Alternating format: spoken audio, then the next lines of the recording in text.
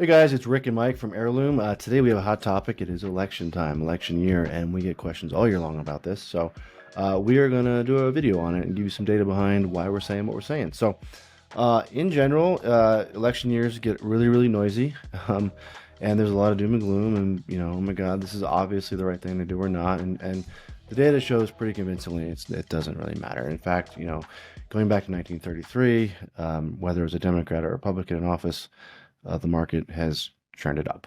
So, I mean, it really doesn't matter all that much.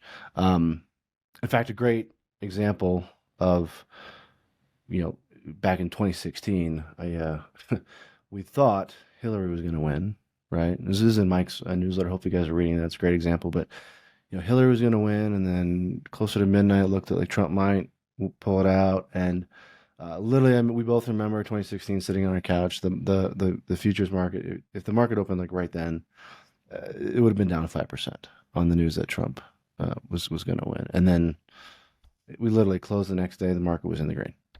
So the market just wants to know what's happening. And Mike has another great example. Let's show the ESG in obvious place. Yeah, no, that's a good point. Regardless of who's in office, Republicans, Democrats, over the long term, the market's trended up. But there's oftentimes a tendency to want to time the market, move money in and out of asset classes like stocks. We think that's a mistake. Another mistake, as you're alluding to, is trying to think ahead on, okay, if this candidate wins, I'm going to invest in this particular sector. A good example would have been 2020. If Joe Biden wins, large amounts of money that he was promising to put into clean energy.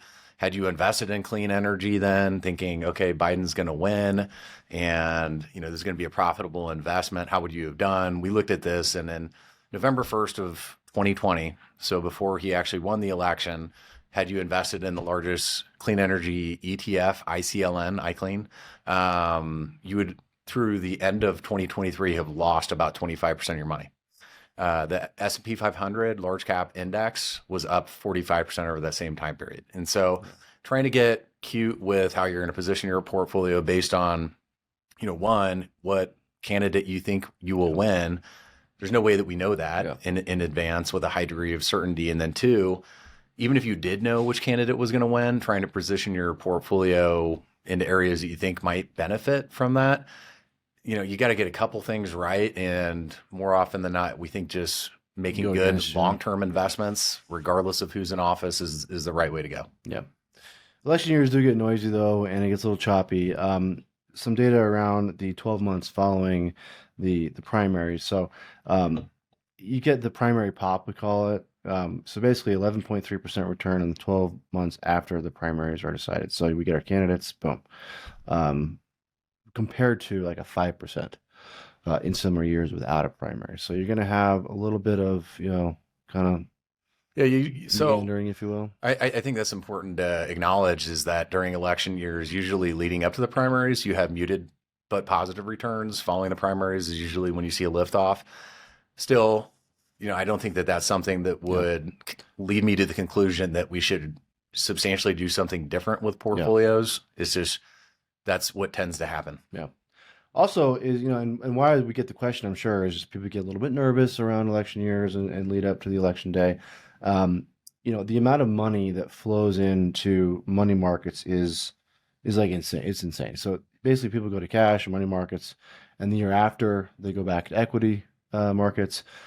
And almost every time that is the worst strategy that you can do. So you see a lot of money going into money markets typically during election years, but this particular year we happen to, as a byproduct of the rising interest rates and the high rates of interest you can collect from money market accounts, you got over $7 trillion in money market accounts today. So that's already elevated. So if you're looking for a catalyst, something that could put stocks higher, potentially getting some clarity around what's going to happen with the elections, money coming out of money market, you could make a case for that as well. So we'll do another video, but obviously, taxes need to change coming up too, so that'll be interesting.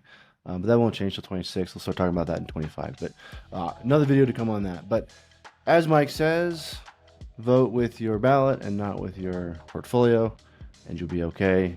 make it through. It'll be okay. It will be okay. It'll be okay. We'll talk to you soon. Hey guys, if you like that, click here or here to see other videos that we've recorded, and we'll see you soon.